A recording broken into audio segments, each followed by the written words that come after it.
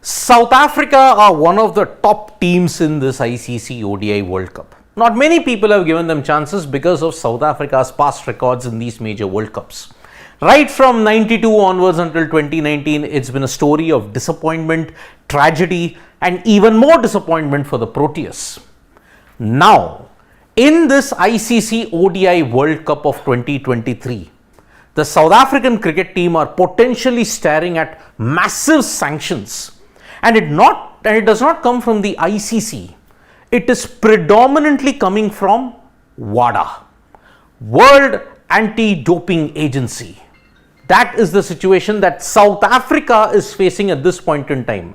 And the tragic part is the cricketers had no role to play in it. It is just the country's sporting federations that might see South Africa face a big sanction in the next couple of days when it comes to the ICC ODI World Cup. So what exactly are the sanctions that South Africa cricket is also getting from WADA, which is the World Anti-Doping Agency? Because in the next couple of days, probably by October 14th, South Africa might not be allowed to display their national flag during the World Cup. South Africa cannot play under their national flag in this ICC ODI World Cup if the decision goes against them on October 14th. SA sports, all sports, be it rugby, be it hockey, be it tennis, be it cricket, South Africa sports in general has come under the scrutiny of WADA. Why? Why WADA is currently taking an interest in South African sports? Because there is actually a violation by the South Africa National Anti-Doping Organization. In India, our National Anti-Doping Agency is NADA. There it is National Anti-Doping Organization, NADO. Now, WADA's executive committee has clearly stated that South Africa's National Anti-Doping Organization is not in compliance with the WADA Code that was done in 2021. So, WADA has a total 200-page code as to what the federations need to do in order to ensure that the sport is drug-free. All these things about whereabouts clause, what do the players need to do, what are the substances which are banned, it is there in the WADA Code, 200 pages, and out of that, South Africa's sporting federations are actually guilty of one particular code, and that is roles and responsibilities of international federations. 20.3.1 states to adopt and implement anti-doping policies and rules which conform with the code and international standards.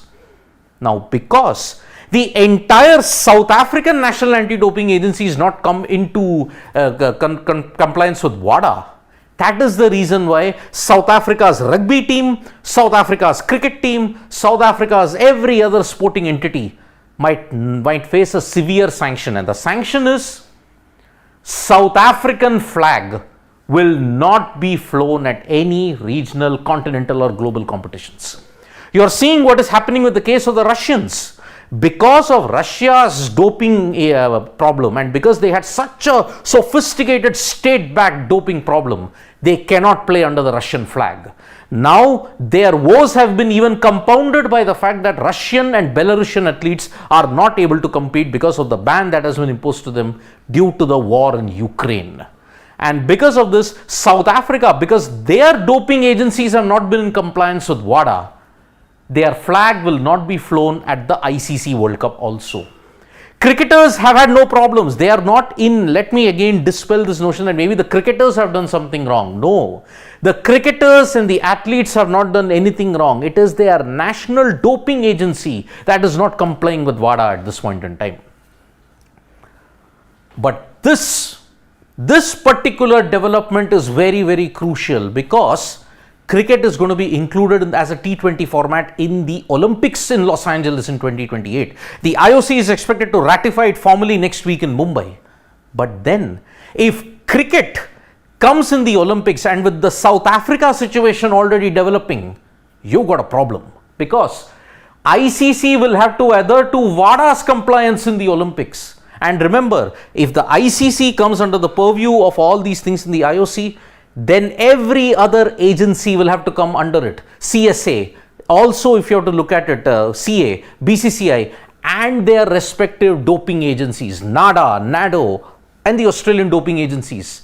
Everything will have to come under the purview of WADA and the IOC. Final decision on October 14th. Now, for all of us who are thinking that what is the repercussion for India also in this case? Will India participate in the Olympics also? Because cricket might be given a push, but India's cricketers have never been in compliance with WADA because whereabouts clause. India's cricketers have never been tested in the whereabouts clause because it's breach of privacy. And that is why this development, that South Africa's doping system, their doping agencies are not in compliance with WADA, is a massive issue. This could also 1% scupper the plans of cricket to feature in the Olympics, because if your doping system is there and you're not complying with WADA, then WADA will very well tell IOC, do not include cricket in the Olympics. This can very well happen as well. So there are repercussions. October 14th, if it goes against that and somehow NADO, the South African agency, does come into compliance with WADA, then and only then this situation might be sorted. Otherwise, we are looking at a point when South Africa's cricketers, they will not be allowed to display the flag. And because of that, South Africa could even face a ban from the Olympics also.